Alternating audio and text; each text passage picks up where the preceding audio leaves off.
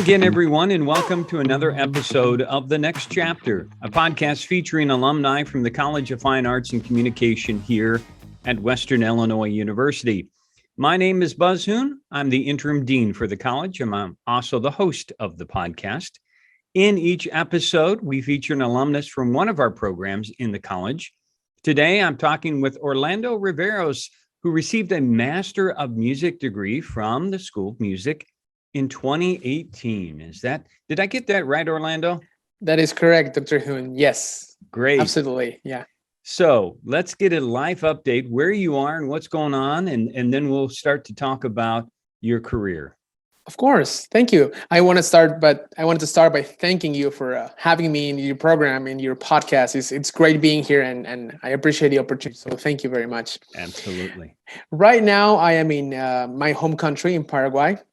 I'm in a city called Lambaré, and I am living here with my wife. We've been married for almost exactly a year now. Nice. And yeah, exactly. Yeah, I'm very excited. So we got married last year, and we've been directing her music conservatory. And I say her because she's the founder of the music conservatory. It's a private institution in which we teach students of all ages, all through, little bitty kids to grown adults and even elderly people. I have had some students of that age who want to learn music. And so I am the academic director, and she's the general director. She's also the administrative part. She's what she does.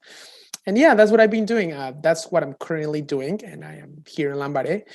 And I'm trying to keep up with performances as well, not only just the academia. And yeah, that's what I've been doing. Yeah, we're going to get into your busy week in just a moment.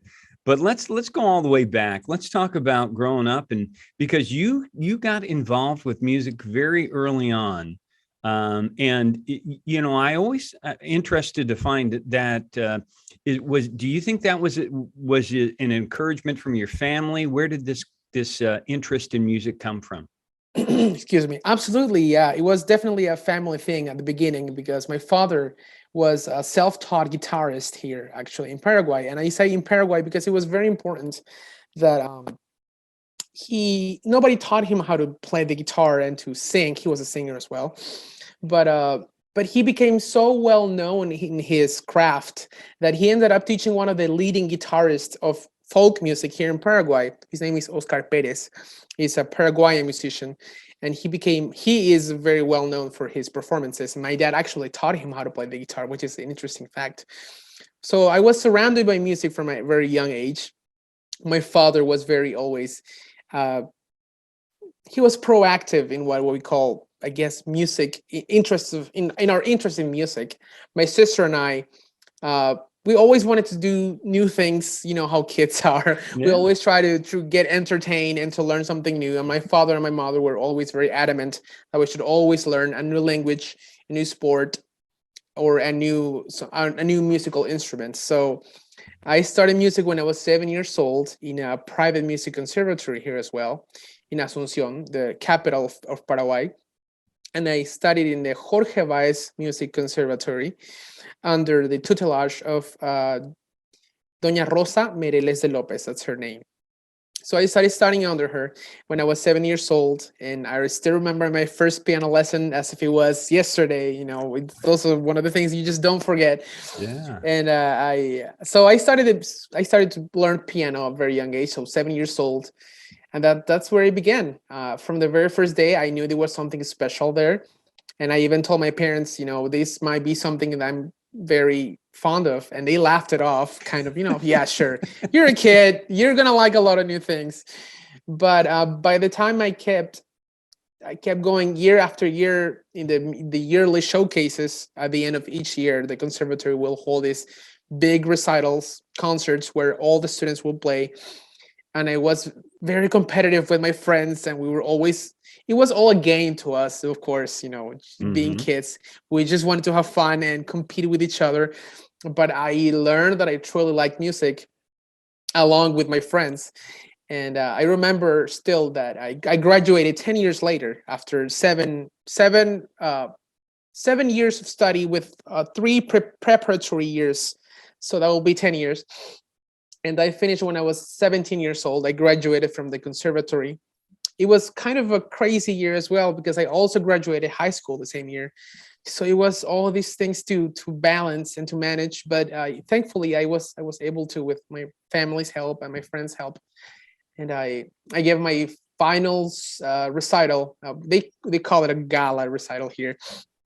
In the year 2009, I believe 2010. Actually, I graduated from both the school and the conservatory, and that's when I gave my final recital here. And I felt young, I felt happy, I felt excited. So it was a very exciting performance. It was a whole night of just me at the piano and trying to do what I've learned all those years. And it was fun. To me, it was all just really fun. And so I ended up receiving the conservatory's gold medal, which is a distinction which very few students get when they graduate from a conservatory. Usually it's agreed upon between the conservatory's headmaster or headmistress and the Ministry of Education of Paraguay, which students should get this award. And they gifted me that the night of my recital. So it was this big thing. And that's really when I decided that this is something I'm very serious about, not only for tonight, the recital, but for the rest of my life. I want to have this feeling of I've accomplished something. I have transmitted something to the audience. I've made the audience feel something. And that's what it's really ultimately about, right? Just making people feel something real, a real connection. So yeah, that's where it all began, I guess. Wow. Kind of a long story short. And Orlando, I was going to ask you about, for some people that don't know what it takes to, as a young person, to be that disciplined, to put in extra time, learning their craft. I'm it now as a teacher, but, can you talk a little bit about how all the dedication that it takes in terms of blocking out time to learn how to play and to learn pieces and to be, to achieve that sort of level of artistry. Absolutely, yes. Well, like I was saying earlier, from a very young age, it becomes kind of a game at the beginning. Just kind of trying to get the most out of each time that you sit at an instrument. And it kind of really begins with the parents, right? Trying to get the parents trying to get their input and trying to get really the kids to be disciplined and to sit down at the piano. And it's really a game, a very complex game of mind, and trying to not trickery, but just of trying to convince the students or their kids, their children, that it's important to sit down and have the patience at the beginning. That's how it starts, just having patience to sit down and make mistakes. That's really kind of first thing that students find as a wall when they start to study piano. Is not only piano, any instrument really, or any discipline for that matter, is that they're going to find obstacles along the way. And it's interesting to see how kids start to deal with those obstacles at the beginning. Sometimes they get frustrated, they want to quit right away. Yeah. Or some of them get very excited about, oh wow, finally something that slows me down. I kind of want to face this issue and learn how to overcome it. So it's very interesting to see that in children. So that's kind of how I also began. I started to play. I started to play things by ear. I started to read things from my computer instead of the score that my teachers would give me. I think the most important part of that part of my life was my parents being very supportive of us. So, for example, I would practice very late at night because high school would last most of the day. And then from the afternoon on, I guess evening on, I would do the conservatory hours. And then I will get home and I have to finish my homework from high school. And then it's already 10 o'clock. It's really late at night, 10 p.m. So I would sit down at the piano sometime and still practice. And I felt bad because I have an acoustic piano. So it's not plugged in or anything. You can't just hide the sound. And I will practice sometimes late at night. And I'll stop kind of fearful that my parents would wake up, and I would just hear them start to clap from their bedrooms. So that was kind of funny, but also very enticing. And it got me excited about learning at the beginning. So that's how it begins, kind of as a game, as a way of being disciplined for your parents and with your parents. And then it really becomes a thing of not only loving your craft, enjoying your craft, but also wanting to get better and wanting to understand what it takes to become a good performer or a good artist or anything good that you're in any kind of craft, really. So I started to experiment with different ways of blocking hours on my day, like you said earlier as well. So I knew that I wanted to do some repertoire. I wanted to fill up some of my hours working on this particular composer or this particular kind of music. So I started to really just dedicate all of my day to that. I finally finished high school. I finished the conservatory, and I had applied to many places in the world, really, all around the globe. And some places give me opportunities for scholarship, others didn't as much. And I was juggling all of these things, but to me, what mattered the most is that finally I have time to sit down and just practice piano. So I was excited. And so I started reading books after books of music. I would sit down and practice very slowly.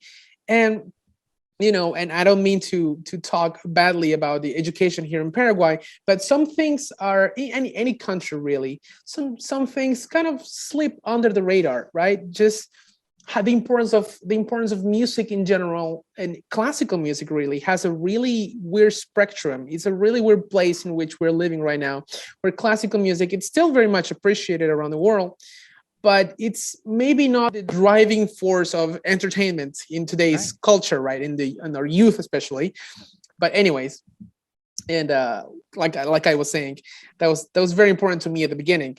So I started just to practice piano for 2-3 hours a day.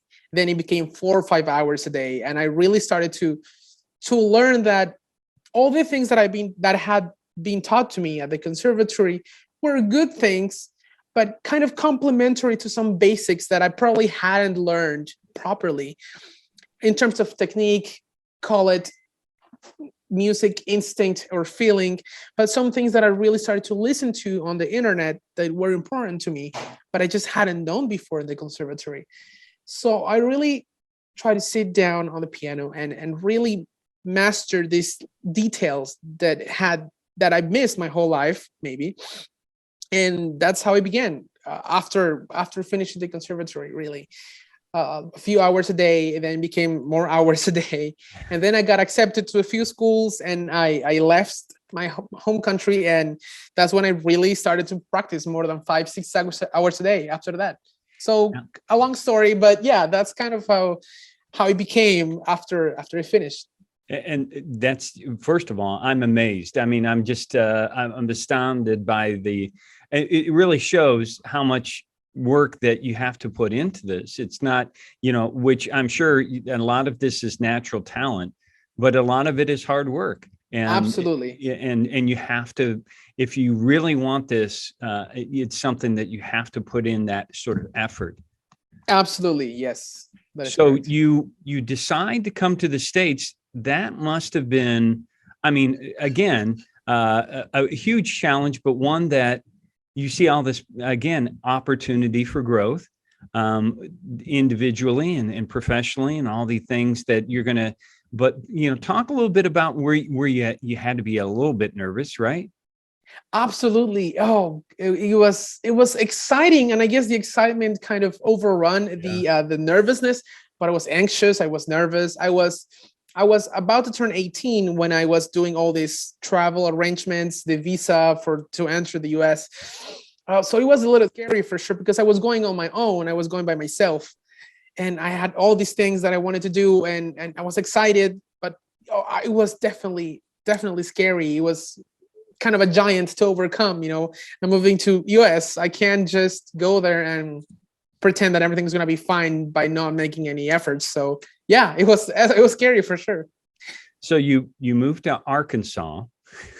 Exactly. Yes, I get asked a lot when I got to Arkansas, and I started to give a few performances there. I had a few professors that would come to me and jokingly, they were from Arkansas, so they knew what they were into. So they would just ask me, why Arkansas? Why Arkansas? Why did you come here? And I would just laugh it off. So it kind of really started, if you don't mind me telling you the No, story. please do. It kind of started with well, I was like I said, I was trying to find schools all around the world to enter, and so I applied to Taiwan, a few schools in Korea, actually, in France, in Spain, and a couple, I think 3 or 4 schools in the U.S. And I got a few offers for sure, but the one that interested me most, sorry, was from this teacher that I really wanted to study with. So she was a pianist that had studied in Juilliard, the famous music school, and Indiana, which is also another big name in the music industry. And she was she had beautiful recordings of her playings all over the internet, and she had this really interesting profile that I respected a lot. So I really wanted to study under her, and she was teaching in California, Santa Barbara, actually.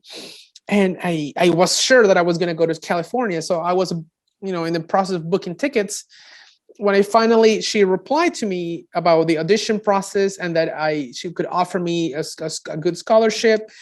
And I looked it up again, and my internet kind of updated, I guess. And I found out that she was not in California anymore. She was in Arkansas. And I had even never heard of Arkansas before. So I just went, okay, that's when I'm going, to Arkansas. And my parents just went, what is Arkansas? And I had to explain. I used to say Arkansas because in Spanish the accent is a little bit different, apply differently. So to me it was Arkansas. So I was going to go to Arkansas, and I had no idea what I was getting into. So that's how I ended up in Arkansas. Well, things went fine for you there, right? I think so, for sure. I was very thankful, and I had a lot of support from teachers. My tutor, my professor, Dr. Hikan John, she was my piano instructor, and she guided me a lot. She helped me so much. I can't thank her enough. In the whole process of application, getting into housing, it was wonderful. So I was very lucky to also live with a family that hosted me all 4 years of study there. The Evans family, who were a family that were very much involved in the school as well. Henderson State University, that's what I ended up studying. And they were very involved in school. My host father, Dr. David Evans, is the music history professor there, and he was also a clarinetist from school. And my host mother was the librarian from school. So I used to see them at home, and when I got to the university, I used to see them there too. So it was very much a blessing to have them there. So I lived there with them for 4 years, and all my 4 years of study were wonderful. I had a lot of beautiful experiences there. So I'm very thankful that I ended up going to Arkansas at the end. Yeah, that sounds like a great blessing for you. And then how did you end up deciding to come to Macomb and blessing us with your presence? Well, thank you very much for starters. After finishing my studies at Henderson, I had also applied to a few places all around the world, but I had a bit of something that I had to take care of back home, and it ended up being my father was not feeling well. He was not doing very well health-wise. It was a very tough moment for my family, really. So I kind of wanted to, of course, be with my family in times of need. You always want to be close to them. So I ended up coming home, and I got to spend time with my father, thankfully, before he passed away. Unfortunately, he did. So I ended up spending time with him 6 months after I came, and he passed away. So it was kind of a relief at the end, that I ended up coming back home for that 1 year of sabbatical, let's call it, musically speaking, sabbatical year. But I ended up coming here and just being with him, spending time with my mother, who very much took care of my father for many, many years when he got sick first, and my sister, who was also here taking care of him. So that was a year of sabbatical after school. It was very tough, in a tough place emotionally. But I think music kind of rescues people, when people need it most. So I was still practicing a little bit. I was still making some music, and I ended up meeting again with my wife. And I say again because we had met at the conservatory many years before, but this was many years later again, and I ended up meeting her for the first time as adults. So we became acquainted in my sabbatical year here, when my father passed away as well. So I was thankful to have her on my side as well as my girlfriend. And during that year, where many things happened, I knew I wanted to study again. I knew I wanted to continue learning. And I found Dr. Brown's profile online, and I was very much interested in where he was teaching, what he was doing. And I looked it up, and I found WIU between all the schools that I wanted to go to. And I just became interested in school. It looked beautiful. It was nice. It was very different from the experience I had before. Coming from Arkansas all the way up north to Illinois, I knew I had to have this experience, and I started chatting up with Dr. Brown, sending emails back and forth, and it seemed like a wonderful opportunity. They also helped me with the whole process of having a job, not only becoming a student but also teaching piano class, and also becoming the coordinator for the piano department at the community music school. I have to thank also Dr. Kangro for that. Richard Kangro, he was great help as well for me in this time of applying and searching for schools. And that's how I ended up in Macomb. And I found out about Macomb, Macomb homie. I became a Macomb homie for 2 years. So it was great. I loved every second of it. WU was wonderful. So that's how I ended up there. You talked about two of my favorite people there, Dr. Brown and Dr. Kangro. So let's talk about some other memories that you have of whether it's faculty members or students that you were also learning at and probably working alongside while you were here as well. Absolutely.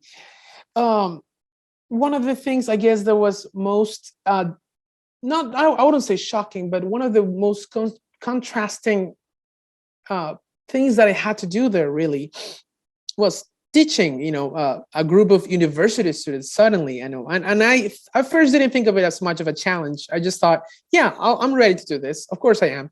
And maybe I was ready in some ways, but it was definitely, like the youngsters say today, a whole different vibe, a completely different spectrum of responsibilities. And of course, a lot of mistakes that I made, and I had to learn to process and do better in the future. So that's one of the things that shocked me the most. I will say shock now, definitely, to learn to deal with each different personality, each different need of each student, and just learn to deal with myself as well, because some of the students were my age. Most were younger, of course. I was doing my master's and they were doing their bachelor's degree, but some of them were my age. Some of them were really nice. Some of them were a little bit reticent, a little bit, they backed off a little. They just wanted to get over with the class. And, but most of them had this spirit of learning, which it seemed interesting to me at first, because I didn't know where these people were from. So I started asking after a few classes where each one of them were from.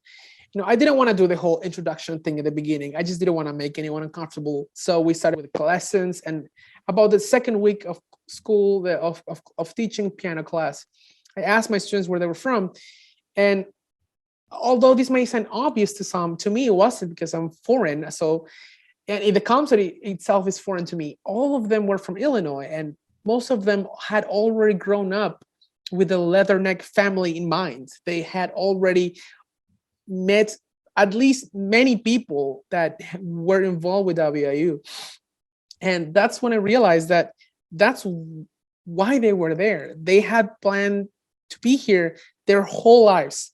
Unlike me, who had just found Dr. Brown, and then I looked up the school and I liked it a lot, and I liked the motto and the message behind WIU, which is a family, not just a school. And that's when I realized that they had planned to be there their whole lives. They planned their lives around being WIU, and they really had this embracing heart towards the school. And that was very touching to me. I guess that was one of the things that really changed my mind about, wow, I don't have to deal with these students. I have to learn with them. So it was exciting. It was exciting to find that out. So it became a lot easier after that. And it became challenging in some ways, of course, some aspects. So my students, I guess, will be my answer, were one of those big surprises to me. to get to know each one of them personally and on a academic basis. Of course, the grading process, it's always fun, it's always interesting. They work really hard, the students there. So yeah, just knowing that they love the school way before they got there was one of the most special things about the WIU students. So yeah. That is a wonderful story. Thank you. Thank you. Let me ask you, because you were also involved with the community music school. Yes. And you had end of the year concert. Let's talk about that. Oh goodness, yeah, the end of the year concert, and this, believe it or not, involves cookies as well, which it sounds may sound a little silly, but Okay. I'll get to that. And first, I want to apologize before I get any further. My accent got a lot thicker after I finished school because I've been living in Paraguay. So I'm sorry if I say anything weirdly. I hope I'm making myself clear. So you are fine. Thank you. So the end of the year concert at the community music school it's one of the obligations that as a coordinator of the piano department we have to deal with, because most students from that area are, of course, piano students. So those are students from all ages and from all learning environments that get to school and get to learn with us, mostly the music students from the WIU music school. So the teaching year was wonderful. We taught a lot. The students learned a lot. They were very responsible. And Dr. Kangro was super organized with everything. He helped me a lot. He was super honest. He always shot emails. He was so patient with me. Sometimes I would be late to meeting with him. I would forget emails, as it happens sometimes, but he was super helpful and he was super patient, really nice. So he gave me he gave me the responsibility of the end of the year concert. And I only knew some of the students from the department, and that was my fault for sure. No faux pas. It was definitely my fault. I didn't get to know all of the students from the rest of the departments. So I hadn't realized how large of a responsibility this was, and I felt bad, of course, because I had to organize some things that I did last minute. And for example, the flyer, we call it a flyer, the what is it called? The poster. The poster. Thank you. Yeah, the poster from the concert. So I did that, and I probably could have done a better job of it, of course. And Dr. Kangro again helped me with that. He was like, "I have a better one. What about this one?" And I was, "Oh goodness, thank God you did this." The time comes, and one of the responsibilities as well, besides the poster fiasco that was my fault, was the food that had to be brought after the concert. There's a small celebration afterwards in the lobby of the COFAC. So they had to bring snacks and drinks, soft drinks, and that's it. It was apparently very simple. But like I said, I didn't know all of the students, and there were so many of them. And so I was standing there, and in my mind, I went, okay, I only have to just be responsible with the students getting to the auditorium, getting on stage, performing, bowing, and getting off stage, right? That's my mind. That's where I was going. But then I forgot how many students there were. I didn't know many of them. And I was waiting in the lobby, and the first couple of people come, their parents and with their kids, all dressed up, all nicely dressed, ready to perform. And I didn't stress out the kids. I didn't give them my stress, but I was definitely stressed out because the first couple of parents brought cookies, right? A huge box of cookies to share with everyone. And I was like, oh, thank goodness, the first shipment arrived, So I kind of set them on the table, and I kind of turned around to start, guiding the students. And then more parents came in, and I turned around, and there's like 3 boxes of cookies. And oh goodness, I forgot to tell them each one what I was hoping for them to bring, for there to be a balance, right? Maybe this sounds silly again, but it really became a huge issue because 20, 30 parents kept coming by, bringing me cookies. I was about to start crying. I didn't know what to do with that many cookies. So that was all there was, just tons and tons of cookies for everyone. And it kind of became a joke afterwards. People were just laughing. They understood, I felt so silly. But yeah, it wasn't bad, but it was definitely a learning experience. Yeah, it was the cookies day for sure. Oh goodness, I will never forget that. Well, So yeah, I'm sure you learned from that, and now you tell parents about how many cookies to bring. Oh, right? absolutely. Please just, yeah, I tell them each one of them what could they possibly bring, and no more cookies error for me again. So after you graduate and you went back home, talk about how you landed this job and reconnected with your now wife. Yes, exactly. So that was a process for sure, because I graduated from school from with my master's from WIU, and again, Dr. Brown was my tutor. He was helpful. He was always there. He was a friend to me there. So I would have not never been able to do any of that without his help. So I'll thank him for that again. And actually, my girlfriend, she went there. She went to WIU and lived close to me in Oh, Macomb as well. Yeah, I didn't get to tell you that before. I apologize. So she lived there for also a year to get to know kind of what the ambience is like, what the learning environment in the US it's like, not only the music business, but also just the networking process. She was also very interested in that, and I'm looking over there because she's sitting there. So she was very interested in learning that. So she went there with me 1 year, which was a huge help. Of course, doing things together can always, make absolutely. for a better outcome. So when I came back home, she also of course came back with me this time around, and we kept working together at the music conservatory.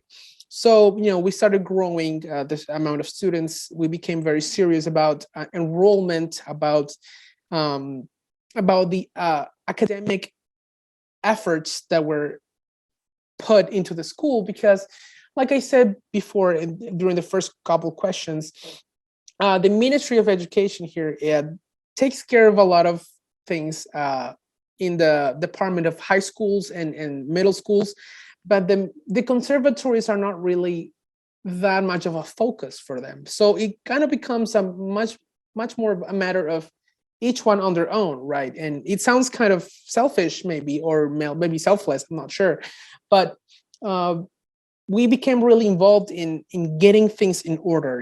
Getting to know the people at the Ministry of Education, shaking hands, let's call it, and really trying to build a bridge for students to just get to the conservatory and not have to deal with things that will set them back, or maybe things that are old school, and we try to renew everything, new programs, even from the very littlest things like books.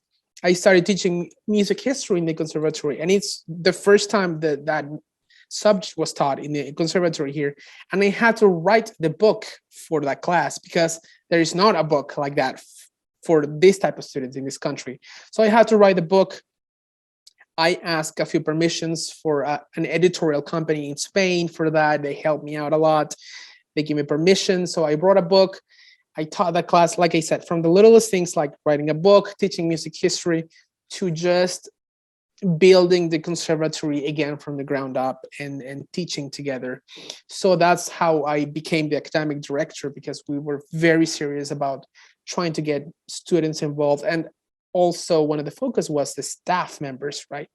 Like I said, because everything was so old school before and things had to be renewed, usually the teachers at conservatories are people with this very let's call it special mindset of just self-reliance. Students have to learn on their own, and they come here for kind of a master class of sorts. They just kind of show me what they have, and I help them out, right? So we were focused on changing that. We wanted to give students a more personalized experience, a more special kind of treatment. So we didn't invite, we hired very performers and teachers that were very much not only young in age, but young in mindset. So we wanted to know people that really wanted to make a change, to really focus on academics, but also their instrument, loving to play their instrument and learning how to do it properly and taking responsibilities as such. So we did hire younger professors that were very much involved. They're all studying music, or they finished already their bachelor's degree in music here in Paraguay, which is a fairly new concept here as well. The music industry is just fairly new here. So those were a few of the changes that we made here in the conservatory, and we ended up getting married last year as well. It's been 3 years since I came back from WIU. We got married. We are hoping to move eventually from location, because which is a good kind of a good problem type of thing situation, because excuse me, because the location in which we are teaching right now, it's becoming too small. We need more rooms and more classrooms to teach students. So it's kind That's of a awesome. it is kind of a beautiful problem. Yeah, it's awesome. So that's where we're at. That's what we're doing right now. We are teaching a lot, and it came up to just a very busy year. COVID considered, it was different, but for sure we made an effort. We taught online, and it didn't slow us down. Thank God, and thanks to our efforts, I think. Some people may not realize, Orlando, that that as a music educator, how important it is for you to stay performing, though, right? And can you talk a little bit about what happened in the last week? Absolutely. So, oh goodness, I'm thankful that you asked that, because it's important for me to mention the reason I am here. I'm so tired, and I sent a couple of emails too late. But from a very young age, I was very interested in performing, like I said, and both my bachelor's and my master's degrees are in piano performance. And although I was very interested in pedagogy, in teaching, in the education business, let's call it, I was always focused on becoming a performer, on really learning the techniques necessary to transmit energies to the audience, to really give a message, to make people, like I said, feel something real, a connection. And I felt always electrified when I would sit down at the piano and give a performance. It was just a surge of energy. It was pure joy, and it maybe even sometimes sorrow, kind of a yin yang type of situation. And I always loved that about the piano. I always knew I wanted to be a performer. And when I started teaching with my wife, and we started to really become serious about teaching, at the beginning was definitely a challenge, because I was dedicating so much time suddenly to sitting down, writing books down, writing emails, and just doing all the nitpicky stuff, let's call it, and just the teaching. Exactly, and just the general teaching ambience, the general teaching aspect. And it started to take a toll in performing. Of course, I had to stop a few performances, and at the beginning I was a bit distraught. Of course, I was a bit worried that it might take the toll permanently. So I started to really evaluate what I was doing that could do better. And really, I found that I was spending so much time of practicing, of learning the piano, of learning to be a performer. I was spending so much of that time wrong, let's say, in applying the techniques negatively, or in a way that was making me waste more time than I needed to on the piano, or just in general reading up about performing. So I think I am 100% sure that teaching really helps you become a better performer of what you're doing. Not only music, right? I think it's a typical phrase to say that it goes along the line something like to really know a subject, you have to be able to teach it, right? Right. And vice versa. I agree. And I 100% found that is true, because as I taught my students the techniques that had been taught to me and that hadn't been taught to me in the conservatory as well, I realized that I was not doing some of those things myself, one of those do as I say and not as I do things. Mm-hmm. And I realized that, I wasn't just being naughty. I was, completely denying some aspects of learning and of doing things properly. So I'm still working on changing that, of course. But I was happy to come up to this week after, like I said, COVID was very. It changed a lot of things in the musical aspect here in Paraguay. You know, a lot of things were closed, performances were stopped. So I had scheduled a performance for October, a solo piano recital. So I was to play a full program of piano music, just solo by my own, by myself, for an audience, right, in an auditorium here in Paraguay. Actually, the Center of Studies of I think it's called. I'm translating in my mind. I'm so sorry. The Cultural Center of Paraguayan American Studies. So it's an American Paraguayan, almost an embassy kind of thing that teaches English. When I was supposed to give a performance there in October, and then COVID came and it got canceled, and I was a little sad, of course. And a few years ago, I was in conversation with Maestro Luis Saran, who is let's just call it for what it is. He's the leading conductor of orchestras in Paraguay. He is a well-known figure in the music industry. He's traveled all around the world. He still does so. He's a very, very serious about what he does, and I really respect him a lot. Of course, he's a name that I've known ever since I was a kid, and I've always wanted to work with him. So I had talked to him when I came back from WIU. I had talked to him about giving a performance here of a piece called the Prokofiev. He's a composer, Prokofiev Piano Concerto number 3, and I had talked to him about performing that piece here in Paraguay, and he said yes, he agreed, he wanted to do so. And so we had talked about doing that in mid-year last year. So he said yes, of course, and COVID came and he changed everything. He kept pushing back the date. So I scheduled this recital in October, which also got canceled, and I was bummed. And finally, a couple months ago, 2 months ago, the Cultural Center of Studies of Paraguayan American Studies, the CCPA, sent me an email to confirm that I could do the recital. I was able to do the solo recital on Tuesday. So this Tuesday, a couple days ago. And I was excited. I was finally able to perform again. So I started practicing really hard, this huge repertoire. And I'm saying that just because I played it, but it was big, and I wasn't ready at the beginning, but I was ready then again. After a month or so of practicing really hard, I felt a little more confident about performing. So I started to sell tickets, right, for this concert. Otherwise, people were going to be there. And I had already sold a lot of tickets. And by the time the orchestra that I had talked to to Maestro Saran about told me that they wanted me to perform on December the 2nd, so yesterday. And suddenly I was booked for 2 performances in 3 days.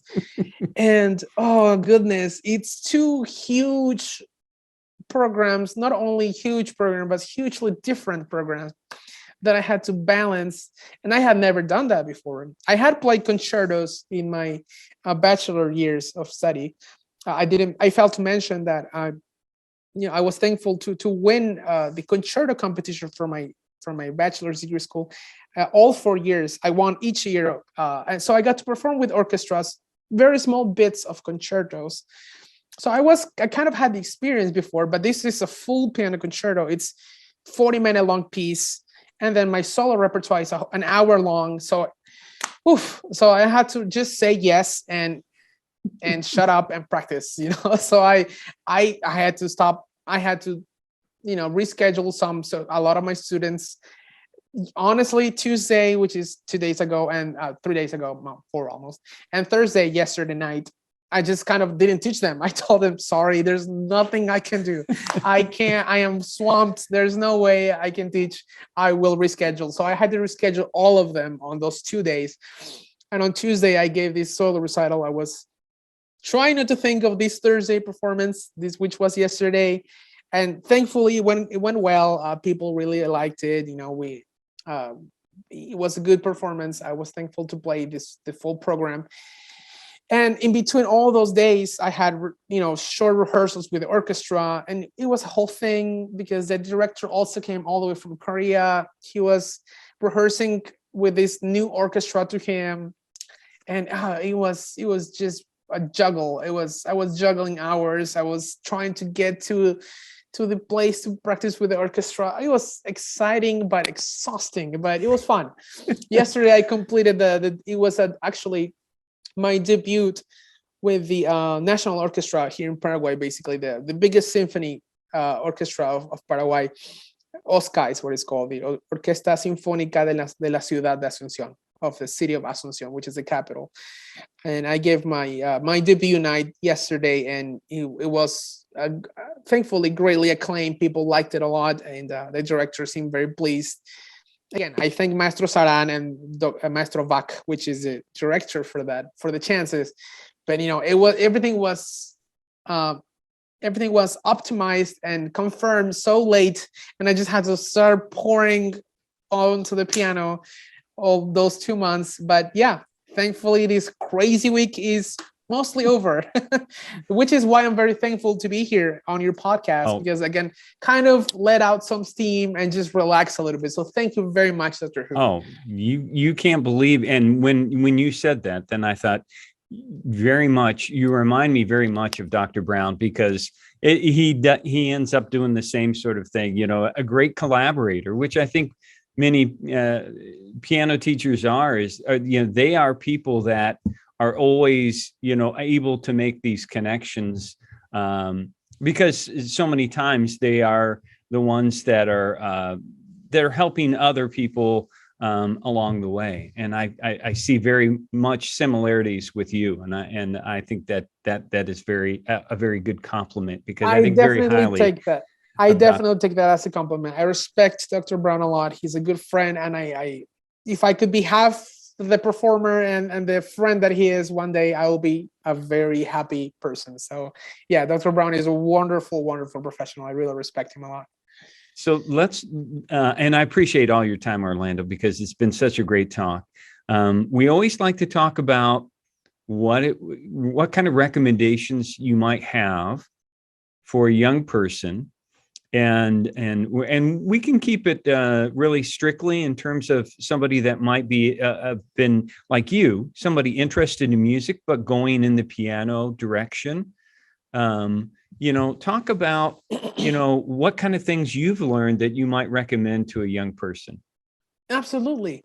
One of the first things that comes to mind is really just do what your instructors and teachers and tutors tells you to do. They are there for a reason. And it kind of became a thing of being surrounded by professionals of that area, music in my case, was about, because sometimes when we are younger and we're trying to learn something new, or we're trying to learn to master something, we don't realize that a lot of what the mistakes that we make is because of our egos, because of who we think we are at the moment, but maybe sometimes we are not there yet. And maybe sometimes there are things that we're doing great, we're doing wonderfully, but the little details that could be better really will make us shine. And that's when the instructors, that's when the teachers really come to help, give us a hand. So really doing what they tell us to do is not just to get a grade. It's not just to pass on to the next year. It's not to pass the class to get an A or a B or whatever it is. But it is to really learn to master your craft and to become a better self. So a better you, a better professional, more skilled in what you're doing. So if I have another thing to say as well, if you don't mind me, telling this short story. But so the first thing is, do what your teachers tell you to do. There's a reason for it. And I've learned that for sure each year that I studied in Henderson and WIU, of course, with Dr. Brown. And one of the other things is something actually, as we all know, sometimes professors and instructors put little comic strips on their doors, kind of as a joke or kind of as an introduction, and it's kind of beautiful, because sometimes you find life lessons there, and sometimes it's just a joke. And one day I was walking around the music department in my first school, and I was walking in the hallways and just trying to get my mind around a competition that was coming by, and I came across the professor's door, and I just stood there kind of nervous, thinking about something else. And I look at this door and it said, the best talent to have is hard work. And I just looked at it and I was trying to look for a punchline because this professor always posted jokes.